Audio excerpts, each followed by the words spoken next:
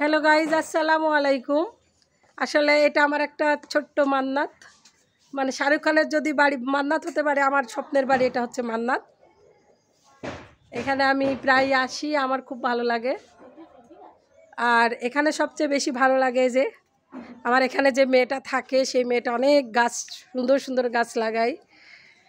এখানে হচ্ছে এই যে দেখতে পাচ্ছেন অনেক শাক শাক হয়েছে। এটা কি ডাটার শাক হয়েছে? হ্যাঁ। তারপরে আমার এই বাড়ির মধ্যে আছে হচ্ছে এই যে পেয়ারা গাছ আছে, তারপরে আছে হচ্ছে এই যে সুন্দর লিচু গাছ আছে, তারপরে আছে আরও এই যে আমার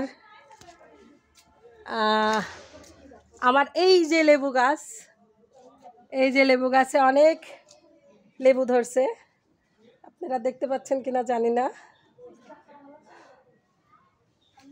আরও এই মেয়েটা অনেক পরিশ্রমী, অনেক কিছু লাগাই।